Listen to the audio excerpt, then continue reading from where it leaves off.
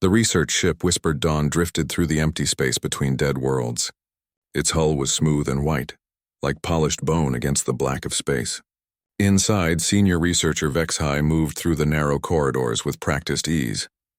His forearms worked at different control panels while his large dark eyes scanned the data flowing across multiple screens.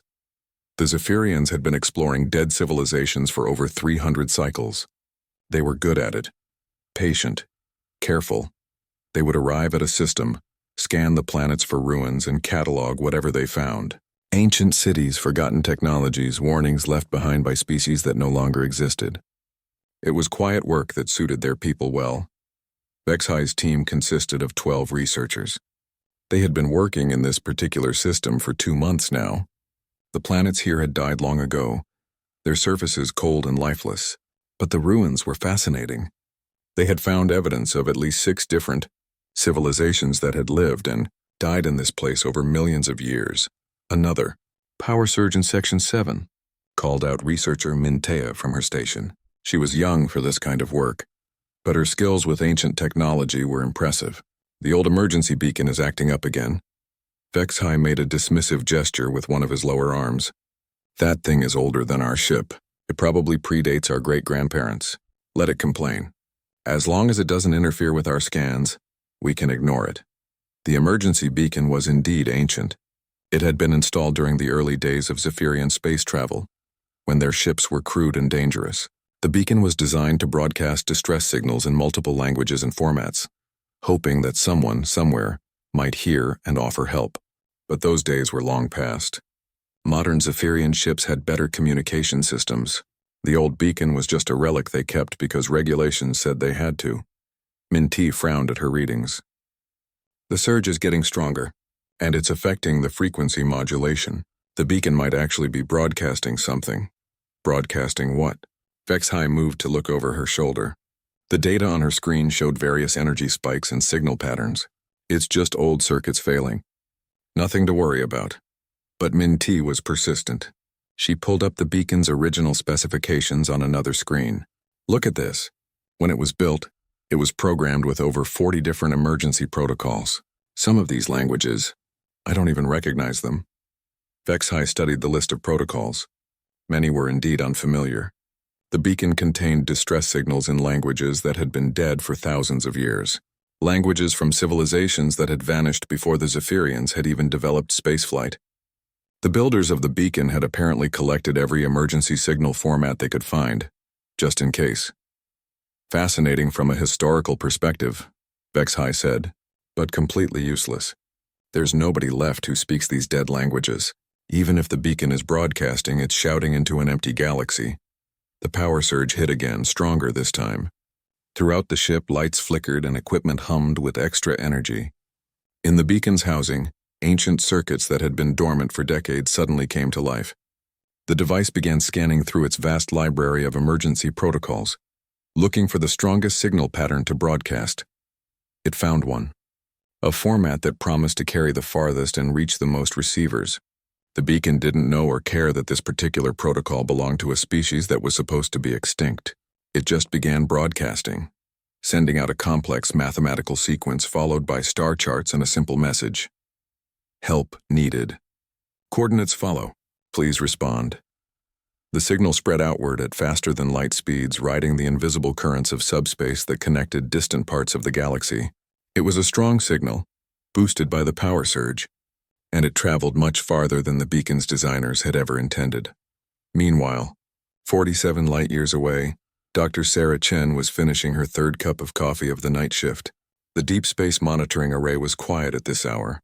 Most of her colleagues had gone home, leaving her alone with the computers and the endless stream of cosmic background radiation that filled the universe. Sarah had been working for the Search for Extraterrestrial Intelligence Institute for 8 years. In that time, she had investigated thousands of interesting signals. Solar flares, pulsar emissions, satellite interference, and the occasional hoax, but never anything that was genuinely artificial. Never proof that humans weren't alone.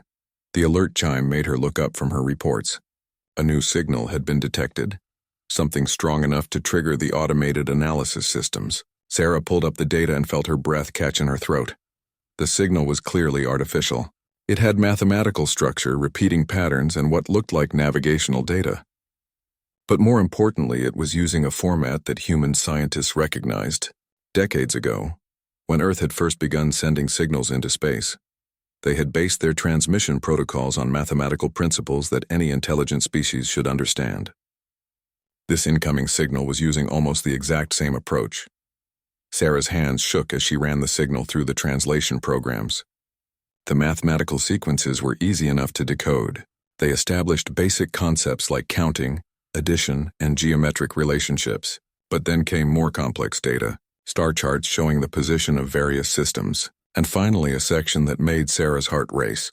The translation program identified it as a distress signal.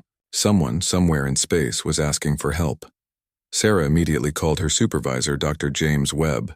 Despite the late hour, Webb answered on the second ring. "Sarah, what's wrong?" "You need to get down here right now," Sarah said. "And call everyone. The entire team. I think we just received a message from aliens." 2 hours later, the SETI Institute was buzzing with activity. Scientists, linguists, and military advisors crowded around Sarah's workstation, all studying the signal.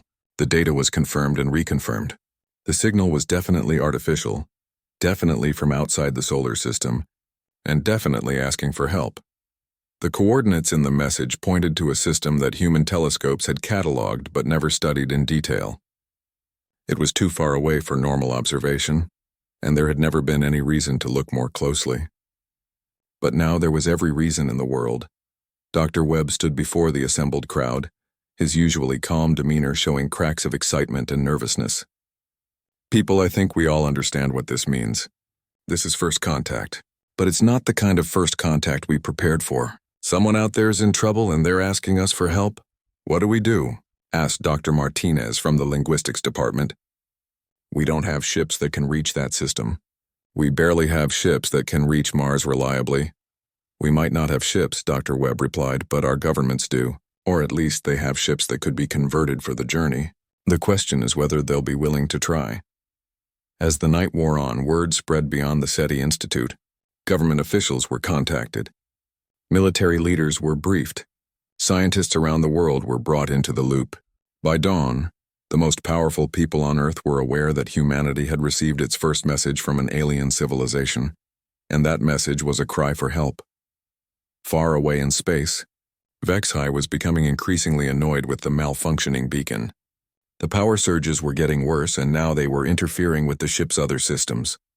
But he had work to do. The ruins on the fourth planet were yielding fascinating artifacts, and he wanted to finish the survey before they moved on to the next system. He had no idea that his ship's ancient emergency beacon had just changed the course of galactic history, or that somewhere across the void, an entire species was preparing to answer a call for help that was never meant to be sent. The emergency meeting at the United Nations lasted 18 hours. Representatives from every major nation sat around the table, their faces showing a mixture of excitement, fear, and determination. General Patricia Hayes from the United Earth Defense Initiative spread star charts across the table while Dr. Sarah Chen explained the alien signal for the 5th time that day. "The mathematics are clear," Sarah said, pointing to the translated data on her tablet. "Someone is asking for help. The coordinates are precise and the signal strength suggests they have significant technology. But we don't know how many of them there are, what kind of help they need, or how much time they have." President Martinez leaned forward in her chair. "Dr. Chen, in your professional opinion, is this signal genuine?" Sarah nodded without hesitation. "Absolutely. The complexity and consistency of the data make it impossible to fake. This came from an advanced civilization and they're in some kind of trouble." General Hayes cleared her throat. "If we're going to respond, we need to move fast. The target system is 47 light-years away. Even with our most advanced ships, the journey will take several weeks. If these aliens are in immediate danger, every day we delay could mean lives lost." The Chinese representative, Admiral Chen, raised his hand. "What kind of response are we talking about? A single ship? A small fleet?" "That's what we need to decide," General Hayes replied. She activated a holographic display that showed Earth's current space assets. "We have 12 carrier groups currently in service, plus support vessels. My recommendation is that we send everything we can spare." The room erupted in surprised voices. The Brazilian representative stood up. Everything? General, you're talking about deploying our entire space navy for a rescue mission to help people we've never met. General Hayes remained calm. Sir, with respect, that's exactly what I'm talking about. We have no idea what these aliens are facing. It could be a natural disaster, a war, a plague, or something we can't even imagine. If we're going to help, we need to be prepared for anything. Dr. Webb, who had been quiet during most of the meeting, finally spoke up. There's another consideration. This will be humanity's first contact with an alien species.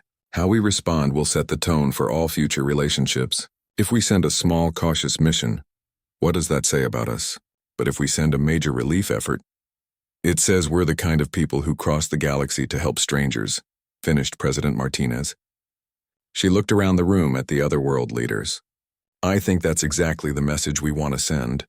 The vote was closer than expected, but it passed. Within 6 hours, Operation Shepherd was officially authorized. General Hayes was given command of the largest military deployment in human history, with one crucial difference. This wasn't an invasion force. It was a rescue fleet. Admiral Marcus Stone had commanded space fleets for 15 years, but nothing had prepared him for this. His flagship, the heavy cruiser Determination, led a convoy of over 300 ships. There were medical vessels equipped with the most advanced hospitals in human space. Engineering ships carrying enough equipment to rebuild entire cities. Supply vessels loaded with food, water, and basic necessities for millions of people. Admiral called out his communications officer, Lieutenant Rodriguez. We're receiving final clearance from Earth Control. All ships report ready for departure. Stone stood on the bridge of his flagship, looking out at the assembled fleet through the main viewport. Each ship had been prepared in record time. Crews had been recalled from leave. Supplies had been gathered from across the solar system, and specialists in everything from alien biology to xenoarchitecture had been brought aboard. Send a message to all ships, Stone ordered. In 10 minutes, we'll be making the longest journey in human history. We're not going as conquerors or explorers. We're going as helpers. Whatever we find at the other end, our job is to provide aid and assistance to anyone who needs it. Dr. Chen stood beside the Admiral, her civilian clothes standing out among the military uniforms. She had insisted on joining the mission, and her expertise in alien communication made her invaluable.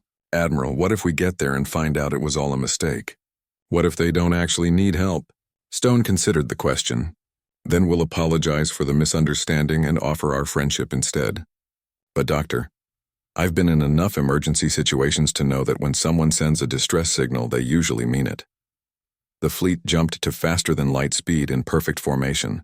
Behind them, Earth continued its normal routines, but with the knowledge that humanity was no longer alone. News of the alien contact had leaked within hours, and the planet buzzed with excitement and speculation. Meanwhile, in the target system, the Whispered Dawn continued its archaeological work. Vexhai had finally managed to shut down the malfunctioning emergency beacon, but not before it had broadcast its message for nearly 3 full days. He assumed that any signals had simply disappeared into empty space. Senior researcher called Minty from her sensor station.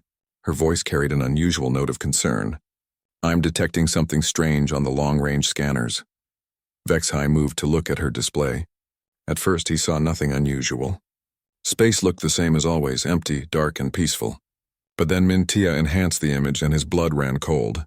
There were ships out there, lots of them, and they were moving toward the Whispered Dawn at incredible speed. That's impossible, Vexhai whispered. There's nothing in this system. We checked. We always check. Minty's hands flew over her controls trying to get better readings. They're coming from the direction of that yellow star system, the one with the primitive radio signals. But senior researcher, these aren't primitive ships. The energy signatures are enormous. The other researchers gathered around the sensor station, their faces showing growing alarm. Vexhai counted the ships on the display. There were hundreds of them, all moving in tight formation directly toward their position. Could they be automated defense systems? Asked researcher Kolonan. Maybe the old civilizations left behind guardian ships? Vexhai shook his head. Nothing we've found suggests they had that kind of technology. And look at the formation. Those ships are being controlled by intelligent minds, not automatic systems. The fleet was still days away, but their intentions seemed clear. They were heading straight for the Whispered Dawn with purpose and determination. Vexai realized with growing horror that his ship's emergency beacon might have done more than just malfunction. It might have awakened something that had been sleeping in the darkness. "Send an immediate message to the homeworld," Vexai ordered. "Tell them we've encountered an unknown fleet of significant size heading our direction. Request instructions and immediate backup." Minty hesitated. "Senior researcher, our communication array is limited. It will take weeks for a message to reach the homeworld and weeks more for any response to come back." "Then we're on our own," Vexai said quietly. He looked at the approaching ships on the scanner. Whatever was coming toward them had more ships than the entire Zephyrian defense fleet. If these were hostile, the Whispered Dawn wouldn't stand a chance. "Prepare the ship for emergency departure," he ordered. "Charge the jump engines and plot a course for the nearest Zephyrian outpost. If those ships prove hostile, we'll need to run." But even as he gave the orders, Vexai knew it might be too late. The approaching fleet was moving fast, and they would arrive long before the Whispered Dawn could fully charge its jump engines. Whatever was coming, whatever ancient force his beacon had awakened, they would have to face it. As the human fleet raced across interstellar space, Admiral Stone reviewed the mission parameters one more time. His ships carried enough medical supplies to treat 100 different types of injuries and diseases. His engineering teams had equipment that could repair anything from damaged buildings to broken starships. His supply vessels held enough food and water to sustain millions of beings for months. "Admiral," Dr. Chen said, joining him in his ready room, "I've been thinking about the communication protocols. When we arrive, how do we let them know we're here to help?" Stone smiled grimly. "The same way humans have always done it, Doctor. We show up, we offer our assistance, and we hope they understand our intentions." Neither of them knew that 47 light-years away, a terrified alien research crew was preparing for what they believed might be their final hours. The humans were coming to help, but the aliens saw only an overwhelming force bearing down on them with unknown intentions. First contact was about to become far more complicated than anyone had imagined. The human fleet dropped out of faster-than-light speed at the edge of the alien system, with military precision. 300 ships materialized in perfect formation, their hulls gleaming under the light of the distant star. Admiral Stone stood on the bridge of the Determination, watching as his fleet's sensors began scanning the system. "Contact," reported Lieutenant Rodriguez from the communication station. "Single vessel, approximately 2 million kilometers from our position. Configuration unknown, but they're broadcasting on multiple frequencies." Stone nodded. "What are they saying?" Dr. Chen hurried to her translation station, pulling up the alien signal. The computers began processing the incoming data, looking for patterns and mathematical relationships. After a few minutes, she looked up with confusion on her face. "Admiral, they're not asking for help anymore. In fact, they seem to be apologizing. The translation is rough, but I think they're saying something about a malfunction and requesting that we leave them alone." Stone frowned. "That doesn't make sense. We received a clear distress signal from these coordinates. Are you sure about the translation?" "As sure as I can be without a proper linguistic baseline," Dr. Chen replied. "But Admiral, look at their position. They're alone out here, just one small ship. Where's the disaster? Where are the refugees we came to rescue?" On the alien vessel Whispered Dawn, panic was spreading through the research crew. The sudden appearance of hundreds of ships had confirmed their worst fears. Whatever ancient defense system they had awakened was now surrounding them with overwhelming force. "They're not responding to our messages," Mintia reported, her voice tight with fear. "I've tried explaining that the beacon malfunction was an accident, but they're just sitting there." Vexai studied the tactical display. The alien ships had arranged themselves in a perfect sphere around his vessel, cutting off all escape routes. Their weapons were not visibly powered, but with that many ships they wouldn't need weapons to destroy the Whispered Dawn. "Senior researcher," called Colnan from the engineering station. "The jump engines are only at 60% charge. We can't escape yet, and at this rate it will take another 4 hours to reach full power." Vexai felt despair creeping into his heart. 4 hours was far too long. If these ships intended to attack, they could do so at any moment. He had led his crew into a trap and there was no way out. Then the alien ships began to move. Admiral Stone watched as his fleet executed the standard humanitarian approach formation. Medical ships moved to the front, their red cross markings clearly visible. Supply vessels spread out to show their non-threatening nature. The military escorts took defensive positions, ready to protect the relief ships but not appearing aggressive. Send a message on all frequencies, Stone ordered. This is Admiral Marcus Stone of the United Earth Defense Initiative. We received your distress signal and have come to offer assistance. Please identify your needs so we can provide appropriate aid. The message was broadcast in multiple languages, including the mathematical format that had been used in the original alien signal. Stone waited patiently for a response, unaware that his carefully planned approach was being interpreted very differently by the aliens. On the whispered dawn, the crew watched in growing terror as the massive alien fleet rearranged itself.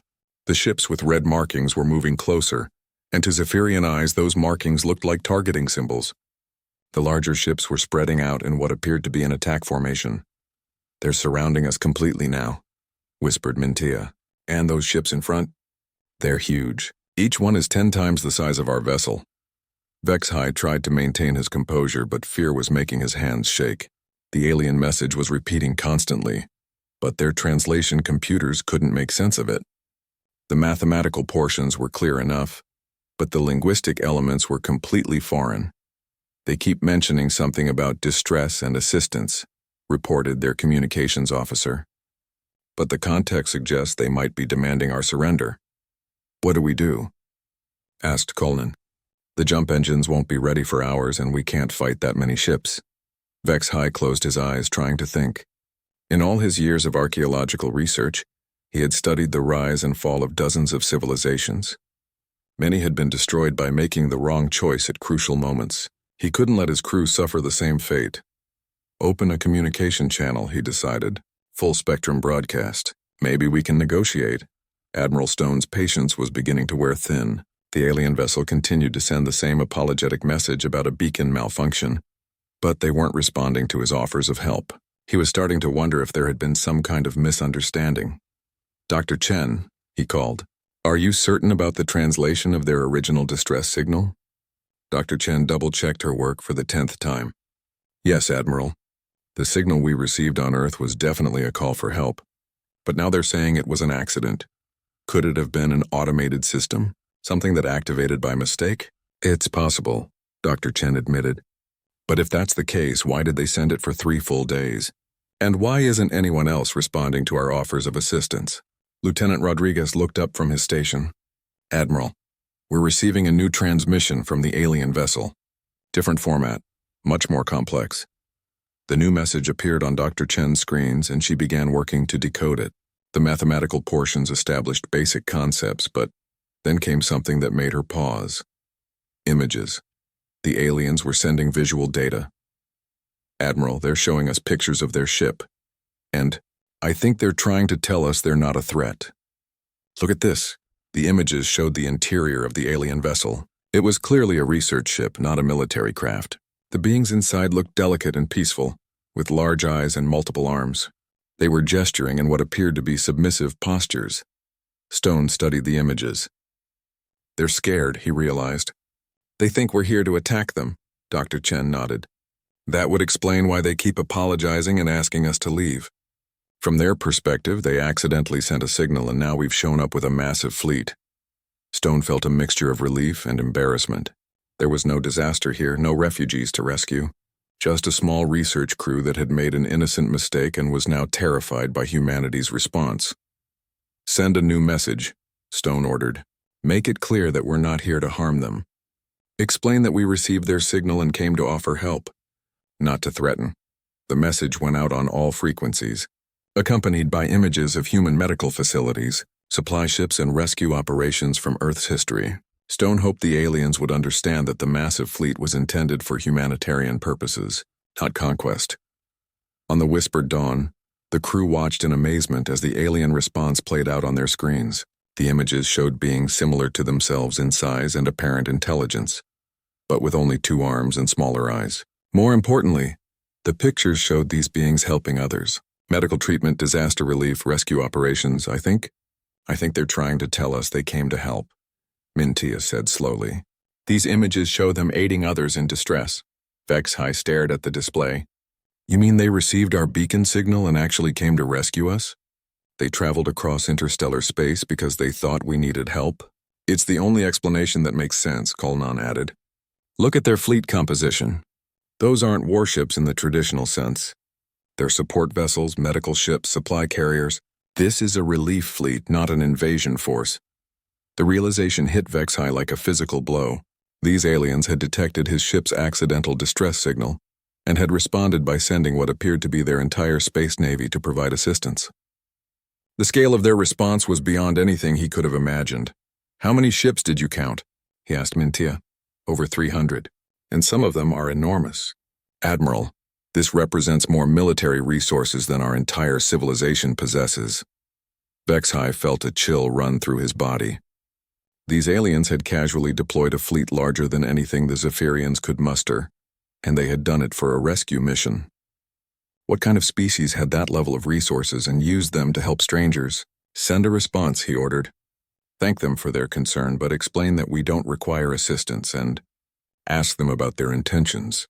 I need to understand what kind of beings we're dealing with." The reply came back quickly, translated into mathematical concepts that both species could understand. The alien admiral, who identified himself as Marcus Stone, explained that Earth had detected the distress signal and had immediately organized a rescue mission. He apologized for any confusion and offered medical scans, technical assistance, and supplies before his fleet departed. "They want to give us things," Mintia said in wonder. "Food, medical care, technical help. They're not asking for anything in return." Vexhai studied the alien fleet with new eyes. Each ship represented tremendous resources, advanced technology, and thousands of crew members. And they had brought all of it across dozens of light years because they thought someone needed help. "What have we stumbled onto?" he whispered to himself. Dr. Chen floated in the airlock between the human shuttle and the alien research vessel, her heart racing with excitement and nervousness. After 6 hours of careful negotiations, Vexhai had agreed to allow a small human delegation aboard the Whispered Dawn. Chen was joined by Medical Officer Dr. James Park and Engineer Lieutenant Sarah Martinez, both chosen for their expertise and calm demeanor. "Remember," Chen said through her helmet radio, "we're guests here. Follow their lead, be respectful, and try not to touch anything unless they invite us to." The airlock cycled, and Chen got her first look at an alien interior. The corridors of the Whispered Dawn were narrower than human ships, with soft curved walls that glowed with gentle light. The gravity felt slightly lighter than Earth normal, and the air had a faint floral scent. Vexhai waited for them in what appeared to be the ship's main laboratory. He was smaller than Chen had expected from the video transmissions, standing about 5 feet tall with 4 graceful arms and large dark eyes that seemed to take in everything at once. His skin had a slight blue tint, and he wore a simple robe decorated with scientific instruments. "Welcome aboard the Whispered Dawn," Vexhai said, his words translated by the communication device Chen carried. "I must admit I never expected to host visitors from another species." Dr. Park stepped forward with a medical scanner in his hands. "Senior Researcher Vexhai, we'd like to offer you and your crew basic medical scans to ensure you're healthy. It's standard procedure for any rescue mission." Vexhai's forearms gestured in what Chen was learning meant confusion. "Rescue mission? But we explained that our beacon malfunction was an accident. We don't require rescue." Lieutenant Martinez pulled up a holographic display showing the human fleet's configuration. "Sir, we understand that now. But when we received your distress signal on Earth, we had to assume the worst. That's why we brought medical ships, engineering teams, supply vessels, and enough resources to help millions of people." "Millions," Vexhai repeated, his large eyes widening. "How many beings do you humans have?" Dr. Chen smiled. "Earth has about 12 billion people. But that's not unusual for our species. We tend to have large populations, and we're very good at organizing them quickly when there's an emergency." The alien researcher was quiet for a long moment, processing this information. 12 billion individuals was more than the entire Zephyrian civilization, and these humans had mobilized a significant portion of their military resources based on a single distress signal from strangers. "Tell me about your people," Vexhai said finally. "What drives you to respond so dramatically to calls for help?" Dr. Chen considered the question carefully. "It's hard to explain because it seems natural to us. When someone needs help, you help them. It doesn't matter if they're strangers or even aliens. The idea of ignoring a distress call just because it might be inconvenient or expensive, that's not who we are." Dr. Park nodded in agreement. On Earth, we have organizations dedicated to disaster response. When earthquakes hit, when floods devastate cities, when people are trapped in collapsed buildings, we send everything we have. Rescue teams, medical personnel, engineers, supplies. The cost doesn't matter. The distance doesn't matter. People need help, so we help. HFY found this concept difficult to understand. But the resources, the risk. What if helping strangers puts your own people in danger? Lieutenant Martinez pulled up images of human rescue operations on her tablet. Look at these. Hurricane relief efforts, earthquake response teams, search and rescue in collapsed mines. In every case, humans volunteered to risk their lives to save others, sometimes people they'd never met.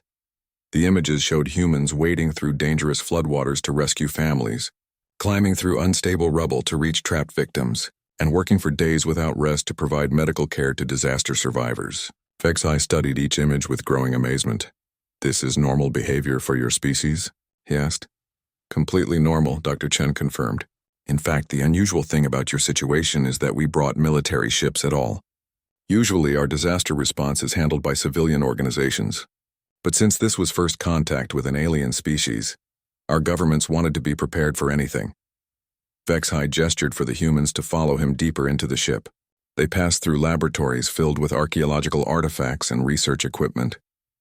Mintia and the other crew members watched the aliens with curiosity, rather than fear now, but their large eyes still showed amazement at the situation. "We are researchers," HFY explained as they walked. "We study dead civilizations, trying to understand how they lived and why they fell. In all our years of work, we have never encountered a species like yours. What makes us different?" Dr. Park asked. "Most species we've studied were cautious," HFY replied. "They helped their own people first, their allies second, and strangers only if it benefited them. The idea of immediately sending massive aid to unknown beings, it's unprecedented." They reached the ship's main observation deck, where a large viewport showed the human fleet still maintaining its protective formation around the whispered dawn. Even at rest, the ships looked impressive and powerful. "You're Admiral Stone," HFY said. "He commands all of those vessels?" "He does," Lieutenant Martinez confirmed. "And he's probably frustrated right now because there's no disaster for his crews to fix. Admiral Stone is happiest when his people are helping others." "Tell me about him," HFY requested. Dr. Chen pulled up Stone's service record on her tablet. "He's been commanding rescue fleets for 15 years. Before that, he was a disaster response coordinator on Earth. His specialty is organizing large-scale relief efforts. He once coordinated the evacuation of 3 million people from a coastal region before a hurricane hit." 3 million, HFY repeated quietly. The number was staggering. The entire crew of the Whispered Dawn was 12 individuals. "The thing you have to understand," Dr. Park added, "is that Admiral Stone volunteered for this mission. When Earth decided to respond to your distress signal, thousands of military personnel volunteered to come. We had to turn people away because we didn't have enough ships." HFY moved to the viewport and stared out at the human fleet. Each ship represented technology, resources, and personnel that had been committed to a rescue mission for people they'd never met. The scale of it was beyond anything he could have imagined. "What happens now?" he asked. "You came here to provide aid, but we don't need aid. Do you simply leave?" Dr. Chen exchanged glances with her colleagues. They had discussed this question during the flight over. "Actually, we were hoping you might be willing to establish formal contact between our species. This is humanity's first encounter with aliens, and we'd love to learn about your people. And," Lieutenant Martinez added, "we'd like to offer you some gifts as a gesture of friendship. We brought communication equipment that would let you contact Earth directly, medical supplies that might be useful for your research, engineering tools that could help maintain your ship." HFY was amazed again. "You want to give us gifts? After traveling across interstellar space for nothing?" "It wasn't for nothing," Dr. Park said firmly. "We learned that you exist, and that's invaluable. Besides, helping others is never a waste of time, even if the help isn't needed in the end." The conversation continued for several more hours.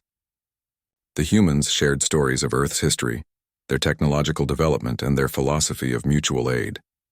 They showed videos of human cities, explained their governmental systems, and described their plans for space exploration.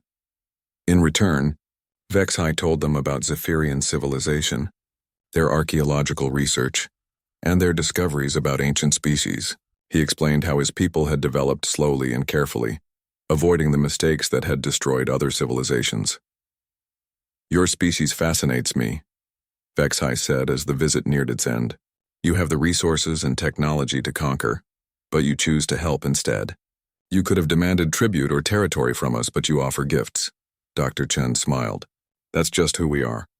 We believe that the galaxy is a better place when everyone helps everyone else." As the human delegation prepared to return to their shuttle, HFY made a decision that would change everything. "Dr. Chen, I would like to send a message to your Admiral Stone, and through him to your people on Earth." "Of course. What would you like to say?" HFY looked out at the human fleet one more time. "I want to thank them, and I want to warn them." "Warn them about what?" "About what they've revealed," HFY said quietly. "Admiral, your people have just demonstrated that they can mobilize hundreds of ships across interstellar distances in a matter of days.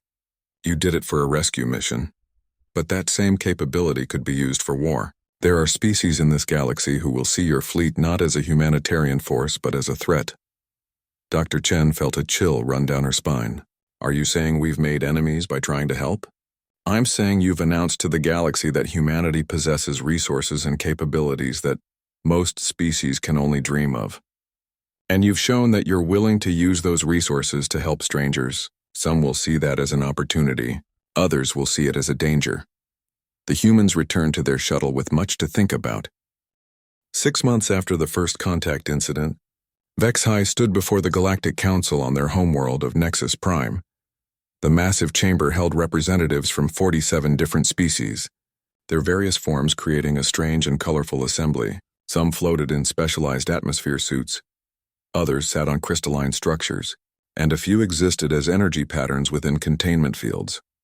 The recording devices HFY had brought from the human encounter played on massive screens around the chamber. Images of the human fleet, conversations between species, and detailed scans of human technology filled the air. The council members watched in silence, but HFY could sense their growing unease. "Honored counselors," HFY began, his 4 arms gesturing formally. "What you have seen represents first contact with a species unlike any we have encountered. The beings call themselves humans, and their response to what they believed was a distress call should concern us all." High Counselor Zrakth, an ancient being whose species had helped found the council thousands of years ago, leaned forward in his floating throne. Senior researcher HFY explained to us again the scale of their response. "How many ships did they send?" "Over 300 vessels, High Counselor. Their fleet included medical ships equipped to treat millions of casualties, engineering vessels capable of rebuilding entire cities, and supply ships carrying enough resources to sustain large populations for months." A ripple of concerned whispers ran through the chamber. Counselor Yithna from the Crystalline Collective spoke next, her voice chiming like broken glass.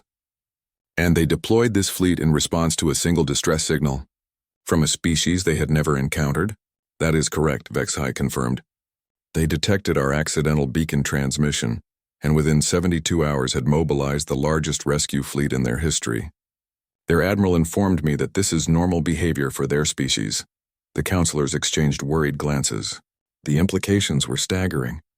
Any civilization capable of such rapid, large-scale deployment possessed military capabilities that dwarfed most council member species. Counselor Merdok of the Trading Federation stood up, his tentacles writhing with agitation. "HFY, did these humans make any demands? Did they request territory, resources, or tribute?" "No, Counselor. In fact, they offered us gifts. Communication equipment, medical supplies, and engineering tools. They asked for nothing in return except the opportunity to establish peaceful contact."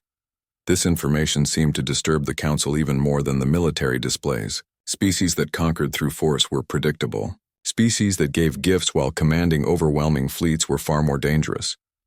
High Counselor Zrakth activated his personal communication device, sending a priority message across the galaxy.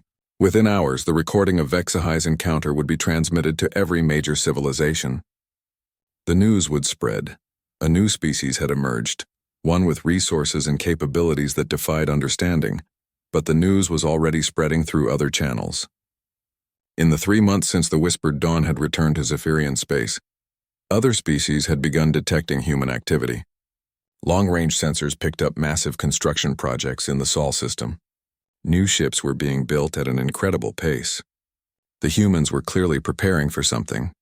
On Earth, President Martinez stood in the Oval Office reviewing reports from Admiral Stone's returned fleet. The implications of first contact were still being analyzed. But one thing was clear: humanity was no longer alone, and their neighbors might not all be friendly. "Dr. Chen," the president said, "what's your assessment of this Galactic Council that Vexhai mentioned?" Dr. Chen pulled up her analysis on the room's main screen. "From what we can gather, it's a loose confederation of species that maintains peace through mutual agreements and trade relationships. They seem to avoid military conflicts by negotiating disputes and sharing resources. And what do you think they make of us? Honestly, Madam President, I think we terrified them." Vexhai tried to be diplomatic, but he made it clear that our response was unprecedented. Most species apparently help their own people first and strangers only when it benefits them. General Hayes, who had been quietly reviewing tactical reports, looked up from her tablet.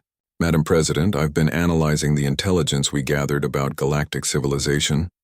Their technology is advanced in some areas, but their military capabilities are surprisingly limited. Most species maintain small defense forces designed to protect their own territory." "What are you saying, General?" "I'm saying that our humanitarian fleet represents more concentrated military power than most of these species possess in total. When we showed up to help the Zephyrians, we accidentally demonstrated capabilities that could conquer half the known galaxy." President Martinez sat down heavily in her chair. "So our attempt to make friends may have made us enemies instead." The truth of that statement became apparent 6 weeks later, when Earth's deep space monitoring stations detected the first alien visitors. Unlike the accidental encounter with the Whispered Dawn, these ships were clearly military vessels, and they were approaching Earth with obvious hostile intent. The Keth-Mori Empire had been expanding aggressively for centuries, conquering weaker species and adding their resources to their growing domain. When they learned about humanity's demonstration of power, they saw an opportunity rather than a threat. If they could defeat or subjugate these humans quickly, they would gain access to technology and resources beyond their wildest dreams. Admiral Stone found himself commanding Earth's defense from the same ships that had been built for rescue missions just months earlier. The irony was not lost on him as he prepared for humanity's first interstellar war. "Admiral," reported Commander Williams from the tactical station, "the Keth-Mori fleet consists of approximately 80 ships. They're demanding our immediate surrender and the transfer of all our advanced technology." Stone looked out at his own fleet, now serving as Earth's primary defense force. His medical ships had been converted to support vessels. His supply ships now carried weapons and ammunition, and his engineering vessels had been equipped with the most advanced defensive systems human technology could provide. "Send a response," Stone ordered. "Tell them that Earth does not surrender to aggressors, and that we strongly advise them to reconsider their actions." The Keth-Mori response came in the form of weapons fire. Their ships opened up with energy beams designed to disable Earth's defenses quickly and efficiently. They expected the humans to collapse under the first assault, as so many other species had done. Instead, they encountered defensive systems that had been built by a species that took emergency preparedness very seriously. Humanity's rescue fleets were designed to operate in hostile environments, to survive disasters, and to continue functioning even under extreme conditions. Converting them to military use had been surprisingly straightforward. The battle lasted 6 hours. When it ended, the surviving Keth-Mori ships were fleeing back to their empire, carrying news that humanity was far more dangerous than anyone had realized. The humans had not just defended themselves. They had done so with overwhelming efficiency, but the victory came with a cost. Earth now faced a galaxy that saw them as a military threat rather than potential allies. Other aggressive species began forming coalitions to contain human expansion. Peaceful civilizations worried that humanity might turn their humanitarian fleets toward conquest. Dr. Chen stood in her office at SETI, looking out at the construction yards where new ships were being built around the clock. Earth was preparing for more conflicts, because it was now clear that their good intentions had painted them as a target for every ambitious empire in the galaxy. A message appeared on her computer from Vexhai aboard the Whispered Dawn. The Zephyrian researcher had become an unofficial ambassador between humanity and the more Peaceful galactic species, Dr. Chen, the message read. I have been in contact with several species who are interested in establishing trade and scientific exchange relationships with humanity. They believe that your people's unusual approach to helping others could benefit the entire galaxy, if properly directed. Chen smiled for the first time in weeks. Perhaps not all of their neighbors were hostile. Perhaps humanity's instinct to help others could eventually overcome the fear their capabilities had generated. She began composing a response, proposing the establishment of a galactic emergency response protocol. It would be a human-led initiative offering aid to any species facing natural disasters, medical emergencies, or other crises. The same fleets that could be used for war would instead be devoted to saving lives and protecting the innocent. The proposal would be controversial. Many on Earth worried about extending their resources to help aliens who might betray them later. But Chen believed that staying true to humanity's nature was more important than playing it safe. As she worked on the proposal, Chen reflected on how a simple malfunction on an alien research ship had changed everything. Humanity had announced its presence to the galaxy in the most human way possible, by showing up with everything they had to help complete strangers. The consequences were still unfolding. Some species saw humanity as a threat to be destroyed,